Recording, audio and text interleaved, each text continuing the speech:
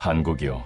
거긴 그냥 중간 기술 국가 아닙니까? 미국 국방부 고위 관계자의 말입니다. 그 나라가 이 복잡한 작전을 감당할 수 있을 거라곤 단 한 명도 생각하지 않았어요. 전 세계 동맹국들이 고개를 저었습니다. 미국, 일본, 독일, 프랑스 전부 손사래를 치며 작전에서 발을 뺐습니다. 실패하면 수백 명이 죽는다. 위험 부담이 너무 크다. 그게 그들의 판단이었죠. 그리고 모두가 포기한 그때 한국이 조용히 손을 들었습니다. 주어진 시간은 단 72시간. 지금부터 그 놀라운 작전의 전말을 전해드립니다. 안녕하세요. 유엔 해양안보 전략고문으로 일하고 있는 카밀입니다. 지금까지 살아오면서 가장 충격적이었던 사건을 말씀드리려 합니다. 2025년 3월 전 세계가 무력감에 빠졌을 때 벌어진 일이거든요. 2025년 3월 14일 오전 11시 37분. 저는 파리 유엔 사무소에서 정례회의를 진행하고 있었습니다. 그때 급보가 들어왔어요. 프랑스 해군의 최신 전략 핵잠수함 르메르몽이 인도양에서 통신이 두절됐다는 소식이었죠. 처음엔 단순한 통신장애라고 생각했습니다. 하지만 시간이 지날수록 상황은 심각해졌어요. 수심 380m 지점에서 모든 신호가 사라진 거예요. 레이더에서도 소나에서도 아무것도 잡히지 않았습니다. 마치 잠수함이 바다에서 증발해버린 것 같았죠. 저는 즉시 상황실로 달려갔어요. 프랑스 해군 참모진들이 모니터 앞에서 머리를 쥐어뜯고 있었습니다. 136명의 승조원이 탑승한 상태였거든요. 더 큰 문제는 해결료가 탑재되어 있다는 것이었어요. 방사능 유출 가능성까지 있었습니다. 상황실은 점점 긴장감이 높아지고 있었죠. 전화벨이 쉴 새 없이 울리고 급보들이 계속 들어왔어요. 유엔 안전보장위 사회가 긴급 소집됐습니다. 저는 해양 전문가로서 이 사태를 분석하고 각국의 구조 작전을 조율하는 역할을 맡았어요. 회의실에 들어서자마자 느꼈죠. 모든 참석자들의 얼굴에 드리워진 긴장감과 불안감을요. 이런 대형 사고는 처음이었거든요. 미국 대표가 먼저 입을 열었습니다. 이건 국제적 위기 상황입니다. 즉시 모든 가용한 자원을 투입해야 해요. 영국과 일본 대표들도 동조했죠. 저는 냉정하게 말했어요. 감정에 휩쓸리면 안 됩니다. 기술적 접근이 최우선이에요. 데이터를 기반으로 체계적으로 접근해야 합니다. 하지만 가슴 한편으로는 불안했어요. 136명의 생명이 바다 깊은 곳에서 우리의 도움을 기다리고 있었거든요. 시간이 지날수록 산소는 줄어들고 있었습니다. 저는 손을 꽉 쥐며 마음을 다잡았어요. 이성적으로, 논리적으로 해결할 수 있을 거라고 자신에게 말하면서요. 그때까지만 해도 우리가 할 수 있을 거라고 믿었거든요. 세계 최강의 기술력을 가진 나라들이 모인 만큼 분명 해결책이 있을 거라고 생각했습니다. 하지만 제가 얼마나 순진했는지 곧 깨닫게 될 줄은 몰랐어요. 바다는 우리가 생각하는 것보다 훨씬 깊고 무서운 곳이었거든요. 다음 날부터 각국의 구조 작전이 시작됐어요. 저는 작전 통제실에서 모든 상황을 지켜봤습니다. 미국이 최첨단 심해구 조정 DSRV를 수십억 달러가 투입된 최고의 장비였죠. 일본은 자랑스러운 무인 잠수정을 보냈고 영국은 왕립해군의 정예 구조대를 파견했습니다. 저는 안도했어요. 세계 최강의 기술력이 모였으니 곧 해결될 거라고 생각했거든요. 통제실 분위기도 처음엔 낙관적이었습니다. 이번엔 확실히 성공할 겁니다라는 말들이 오갔죠. 하지만 하루가 지나고 이틀이 지나도 소식이 없었어요. 오히려 절망적인 보고만 계속 들어왔습니다. DSRV 접근 실패. 해저 지형이 예상보다 복잡합니다. 일본 무인정도 380m 지점에서 통신 두절. 영국 구조대 강한 해류로 작업 불가능. 저는 믿을 수 없었어요. 가장 앞선 기술력을 자랑하는 국가들이 모두 실패한 거거든요. 회의실 분위기는 점점 무거워졌습니다. 프랑스 국방부 장관이 주먹으로 책상을 쳤어요. 우리가 투자한 그 수십억 달러짜리 장비들이 결국 아무 소용없다는 말인가. 다른 참석자들도 서로 책임을 미루기 시작했죠. 기술 검증이 제대로 됐나요? 작전 계획에 문제가 있는 것 같은데요. 언론에서도 날선 비판이 쏟아졌어요. 정치적 책임부터 따져야 한다. 국민 세금으로 만든 장비가 이 모양이냐는 목소리들이 연일 나왔죠. 프랑스 언론은 더욱 거셌습니다. 우리 해군의 무능함이 드러났다. 36명을 버리는 것이냐는 제목들이 신문을 장식했어요. 저 역시 깊은 무력감에 빠졌습니다. 평생 이성과 논리를 믿어왔는데 그것만으로는 해결할 수 없는 벽에 부딪힌 것 같았거든요. 매일 밤 잠들기 전에 생각했어요. 혹시 우리가 놓친 게 있을까? 다른 방법은 없을까? 3일째 되던 날 저는 혼자 사무실에 남아 있었어요. 창밖을 바라보며 생각했습니다. 정말 아무것도 할 수 없는 걸까? 36명이 바다 밑에서 죽어가고 있는데 우리는 왜 이렇게 무력한 걸까? 손에 든 커피가 차갑게 식어가는 것도 모르고 있었죠. 그때 저는 알 수 없었어요. 곧 놀라운 반전이 일어날 거라는 걸 말이에요. 아무도 예상하지 못한 곳에서 기적이 시작될 거라는 걸요. 4일째 오후였어요. 저는 긴급 회의를 주재하고 있었습니다. 각국 대표들의 얼굴에는 절망감이 역력했죠. 미국 대표는 고개를 떨구고 있었고 영국 대표는 계속 휴대폰만 들여다보고 있었어요. 일본 대표는 아예 말을 하지 않았습니다. 그때 회의실 문이 조용히 열렸어요. 보조관 한 명이 조심스럽게 들어와서 제게 다가왔습니다. 카밀 고문님, 한국 해군에서 구조 지원 제안이 들어왔습니다. 저는 순간 귀를 의심했어요. 뭐라고요? 한국이요? 회의실이 조용해졌습니다. 모든 시선이 저에게 집중됐죠. 저는 어이없다는 듯 웃음을 터뜨렸어요. 한국이 어디에 있는 나라인지도 모르겠는데 지금 농담하는 겁니까? 솔직히 말하면 저는 한국에 대해 거의 아는 게 없었어요. 아시아 어딘가에 있는 작은 나라 정도로만 알고 있었거든요. 미국 대표가 고개를 저었어요. 이건 프랑스의 최신 전략 잠수함이에요. 장난치는 상황이 아니죠. 영국 대표도 동조했습니다. 우리 같은 해양 강국들도 포기한 상황인데 작은 나라가 뭘 할 수 있겠어요? 회의실 분위기는 냉소적이었죠. 하지만 참모진 중 한 명이 조용히 말했어요. 그들에게 구조 경험이 있다고 합니다. 세월호, 천안함, 그리고 러시아 잠수함 사건까지요. 저는 냉소적으로 대답했습니다. 그게 지금 이 380m 심해 구조와 같은 수준이라고 보십니까? 연안 구조와 심해 구조는 완전히 다른 문제예요. 일부 참석자들이 반발하기 시작했어요. 다른 나라는 다 손들었는데 시도라도 해봐야 하는 것 아닌가요? 프랑스 참모 한 명이 말했습니다. 만약 실패하면 책임은 누가 져요? 또 다른 참석자가 덧붙였죠. 언론에서 뭐라고 하겠어요? 검증되지 않은 나라에 맡겼다고 비난할 텐데요. 저는 입술을 깨물었습니다. 136명의 생명이 걸린 일인데 검증되지 않은 나라에 맡길 수는 없었거든요. 솔직히 말하면 제 자존심도 있었어요. 프랑스 최고의 해양 전문가인 제가 인정하지 않은 나라에서 와서 해결한다면 제 권위는 어떻게 되는 건가요? 결국 저는 자리에서 일어났습니다. 죄송하지만 이건 받아들일 수 없어요. 우리는 감정이 아닌 현실을 봐야 합니다. 이건 정치적 판단이 아니라 기술적 판단의 문제예요. 회의실을 나서면서도 찜찜한 기분이 들었죠. 혹시 제가 고집만 부리고 있는 건 아닐까 하는 생각이 스쳤어요. 하지만 그때까지만 해도 제 판단이 옳다고 믿었거든요. 그런데 다음날 아침 놀라운 소식을 들었어요. 프랑스 정부가 한국의 지원 제안을 받아들였다는 거였습니다. 저는 당황했어요. 제가 반대했는데도 결정이 난 거죠. 급히 작전 기지로 향했습니다. 가는 길에 계속 생각했어요. 정말 괜찮을까? 실패하면 어떻게 하지? 오후 2시경 C-130 수송기 한 대가 착륙했어요. 저는 활주로에서 그들을 기다리고 있었습니다. 프랑스 기술진들과 외국 전문가들도 함께 나와 있었죠. 수송기에서 내린 건 겨우 15명의 한국 해군이었어요. 장비도 생각보다 소규모였죠. 저는 속으로 한숨을 쉬었습니다. 역시 기대할 게 못 된다고 생각했거든요. 옆에 있던 미국 기술진이 속삭였어요. 저게 구조팀이라고? 장난하나? 영국 전문가도 고개를 저었습니다. 우리 장비의 10분의 1도 안 되는 것 같은데요. 그들을 이끄는 장교가 저에게 다가왔어요. 키가 그리 크지 않은 중년 남성이었습니다. 얼굴에는 특별한 표정이 없었어요. 차분하고 담담한 모습이었죠. 안녕하세요. 한국해군 김지석 대령입니다. 저는 형식적으로 인사를 받았어요. 카밀입니다. UN 해양안보 고문이에요. 저는 참을 수 없어서 직설적으로 물었습니다. 이 정도 장비로 무엇을 하시려는 건가요? 미국과 영국이 포기한 상황인데요. 다른 외국 기술진들도 의아한 눈빛으로 바라보고 있었어요. 프랑스 기술진은 아예 고개를 저으며 불만을 표시했죠. 그때 김지석 대령이 조용히 말했습니다. 우리는 싸우지 않습니다. 바다를 이해하러 왔어요. 그 한마디에 회의실이 잠시 조용해졌어요. 저는 무슨 뜻인지 이해할 수 없었습니다. 바다를 이해한다는 게 무슨 의미일까요?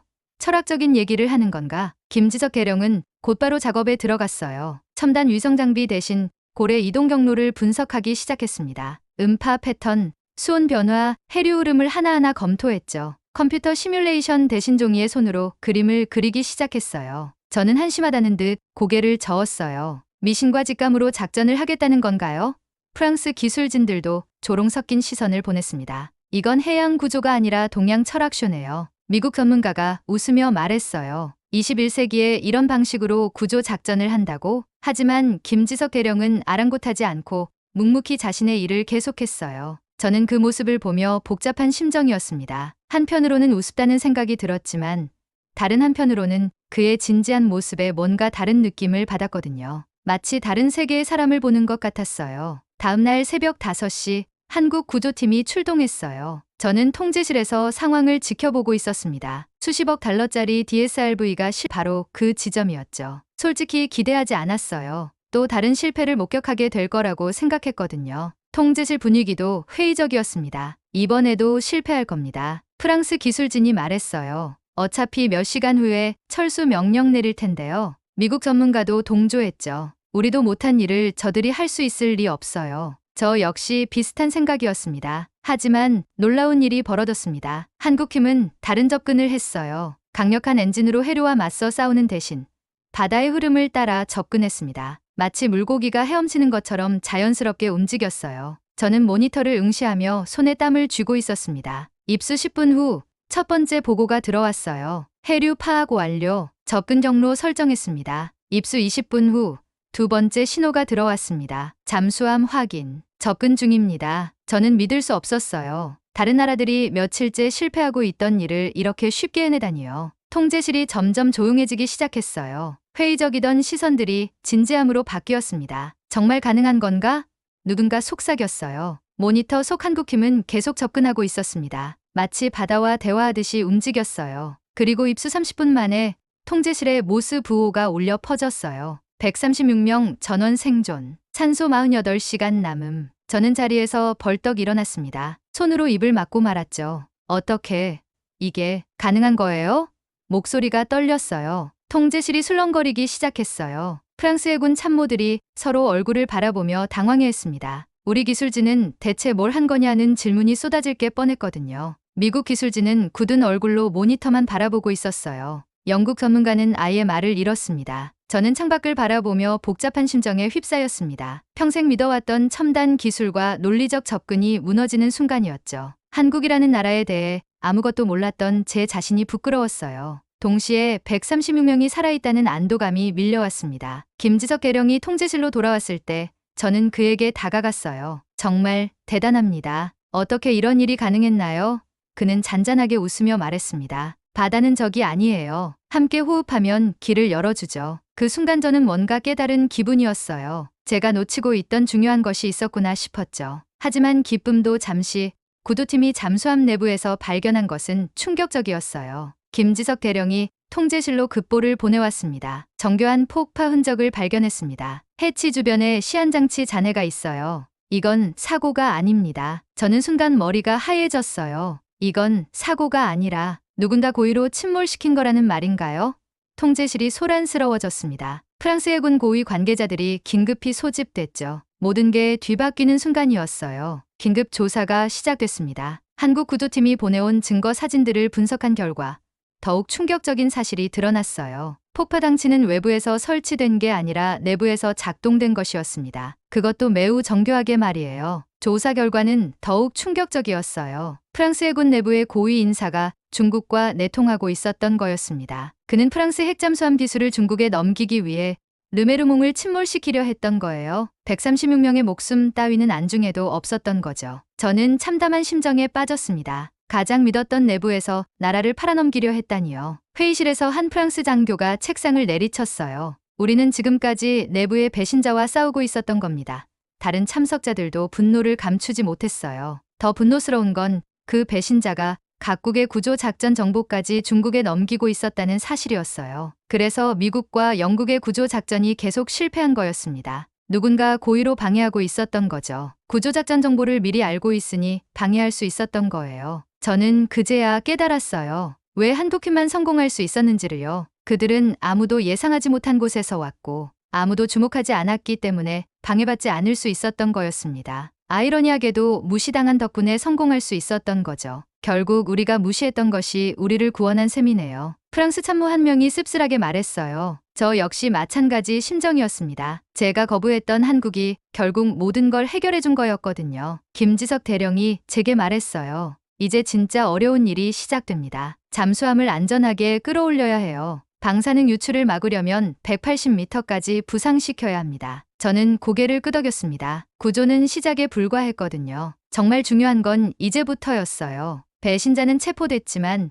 그가 남긴 상처는 컸습니다. 프랑스 해군에 대한 신뢰가 무너진 상황에서 한국팀이 유일한 희망이었어요. 저는 복잡한 심정으로 김지석 대령을 바라봤습니다. 이제 그들에게 모든 걸 맡겨야 하는 상황이었거든요. 구조는 끝이 아니었어요. 잠수함을 그대로 둘 수는 없었습니다. 방사능 유출을 막기 위해 180m까지 부상시켜야 했거든요. 하지만 새로운 문제가 있었어요. 기상청에서 경보가 들어왔습니다. 대형 태풍이 접근하고 있다는 거였어요. 미국과 영국 기술진은 즉시 작전 중단을 요구했어요. 이건 자살 행위입니다. 태풍 속에서 인양 작전은 불가능해요. 영국 전문가가 단호하게 말했습니다. 우리 명예에 먹칠하지 마세요. 실패하면 모든 게 물거품이 됩니다. 프랑스 해군 참모들도 동조했어요. 날씨가 악화되면 모든 게 더 위험해질 겁니다. 태풍이 지나간 후에 다시 시도하는 게 좋겠어요. 저 역시 그들 말에 동의했습니다. 아무리 급해도 무리는 금물이었거든요. 하지만 김지석 대령은 다르게 생각했습니다. 지금이 기회예요. 태풍이 만드는 해류는 우리 편이 될 수 있습니다. 모든 사람이 그를 이상하게 바라봤어요. 태풍을 기회라고 말하다니 정말 이해할 수 없었거든요. 저는 처음으로 그에게 진지하게 물었어요. 정말 그렇게 생각하세요?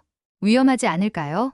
태풍은 모든 걸 파괴할 수 있어요. 김지석 대령은 짧게 웃으며 말했습니다. 바다는 적이 아니에요. 흐름을 이해하면 우릴 도와줄 겁니다. 그 말을 들으며 저는 뭔가 다른 세계관을 엿본 기분이었어요. 자연을 정복하려 하지 않고 자연과 함께 호흡하려는 철학이었죠. 서구의 기술 중심 사고와는 완전히 달랐습니다. 하지만 그가 지금까지 보여준 결과를 생각하면 무시할 수 없었어요. 한국팀과 외국팀 사이에서 긴장한 공기가 맴돌았어요. 우리가 틀렸다는 걸 인정할 준비가 돼 있나? 누군가 속삭였습니다. 통제실은 찬성파와 반대파로 나뉘었어요. 저는 그 순간 결정해야 했습니다. 136명의 생명이 걸린 일이었어요. 안전을 택할 것인가, 모험을 택할 것인가. 저는 김지석 대령의 눈을 바라봤습니다. 그 안에서 확신을 봤어요. 흔들림 없는 믿음이 있었거든요. 좋습니다. 시도해보세요. 인양 작전이 시작했습니다. 태풍의 거센 바람과 파도 속에서도 한국팀은 차분하게 작업을 진행했어요. 저는 통제실에서 숨을 죽이고 지켜봤습니다. 정말 가능할까요? 모니터 속 파도는 점점 높아지고 있었어요. 2시간 후 첫 번째 성과가 나타났습니다. 잠수함 부분 부상 성공. 현재 320m 지점. 4시간 후 280m 도달. 계속 상승 중. 저는 믿을 수 없었어요. 정말 태풍을 이용해서 잠수함을 끌어올리고 있었거든요. 6시간 후 기적이 일어났어요. 잠수함이 180m 지점에 도달했습니다. 방사능 유출 위험선을 넘어선 거였어요. 태풍의 해류를 이용해서 말이에요. 저는 눈물이 날 뻔했습니다. 정말 바다가 그들을 도와주고 있는 것 같았거든요. 그 순간 저는 깨달았습니다. 기술만으로는 안 되는 것들이 있다는 걸요. 자연을 이해하고 함께 호흡하는 지혜가 때로는 가장 강력한 기술보다 효과적일 수 있다는 걸 말이에요. 김지석 대령이 말한 바다를 이해한다는 것의 의미를 비로소 알 것 같았어요. 전원 구조와 인양 작전까지 모두 성공했어요. 프랑스 대통령은 한국 구조팀의 레지옹 도네르 훈장을 수여했습니다. 프랑스 최고의 영예였죠. 엘리제궁에서 열린 시상식에는 세계 각국의 언론이 몰려들었어요. 시상식은 감동적이었습니다. 136명의 승조원들이 모두 참석했어요. 그들이 김지석 대령과 한국 구조팀원들에게 경례를 하는 모습을 보며 저는 가슴이 뭉클했습니다. 정말 기적 같은 일이었거든요. 행사 후 저는 김지석 대령을 조용히 불러 물었어요. 왜 위험을 감수하셨나요? 실패하면 한국도 비난받을 수 있었는데요. 솔직한 궁금증이었어요. 한국이 얻을 수 있는 이익보다 잃을 수 있는 게 더 많았을 텐데 말이에요. 그는 잠시 하늘을 바라보며 말했습니다. 70년 전 한국전쟁 때 프랑스가 도왔어요. 지금은 우리가 보답할 차례입니다. 그 말을 듣는 순간 저의 눈가에 처음으로 물기가 맺혔어요. 한국전쟁이요? 저는 그 사실도 몰랐었어요. 프랑스가 한국을 도왔다는 걸 말이에요. 부끄러웠습니다. 한국을 몰랐다는 게, 그들을 무시했다는 게 너무 부끄러웠어요. 한국을 몰랐다는 게 정말 부끄러워요. 김지석 대령이 말했어요. 괜찮습니다. 이제 알게 되셨잖아요. 진짜 동맹은 서로를 알아가는 것부터 시작하는 거예요. 저는 고개를 끄덕였습니다. 정말 그랬어요. 그동안 저는 힘센 나라들만 주목했었거든요. 동맹이란 게 군사력이나 경제력만으로 맺어지는 건 아니구나. 저는 혼잣말처럼 중얼거렸어요. 김지석 대령이 웃으며 대답했습니다. 맞아요. 진짜 동맹은 어려울 때 서로 도와주는 마음에서 시작되는 거죠. 그날 밤 돌아오는 수송기 안에서 프랑스 장교들이 처음으로 김지석 대령에게 손을 내밀었어요. 당신들에게 배워야겠습니다. 미국과 영국 전문가들도 마찬가지였어요. 정말 대단했습니다. 우리가 무시했던 걸 깨달았어요. 그 모습을 보며 저는 생각했습니다. 진짜 힘은 첨단 기술이 아니라 서로를 이해하고 존중하는 마음에서 나오는 거구나. 김지석 대령이 보여준 건 단순한 구조 기술이 아니라 다른 철학이었어요. 하늘 위로 수송기가 떠올랐어요. 창밖으로 보이는 바다가 더 이상적이 아닌 것 같았습니다. 그날 저는 새로운 세상을 배웠어요. 이름조차 몰랐던 한 나라가 세상을 구했고 동시에 저를 깨우쳐준 거였거든요. 그 후로 저는 한국에 대해 더 많이 공부했어요. 정말 대단한 나라더라고요. 어려운 역사를 극복하고 이렇게 멋진 나라가 된 걸 보면서 그때까지 몰랐던 제 자신이 한심했습니다. 하지만 늦었다고 생각하지 않아요. 지금이라도 알게 된 게 다행이거든요. 그리고 깨달았어요. 세상에는 우리가 모르는 많은 나라들이 있고 각각 고유한 가치와 지혜를 가지고 있다는 거요. 앞으로는 더 겸손한 마음으로 세상을 바라봐야겠다고 다짐했습니다.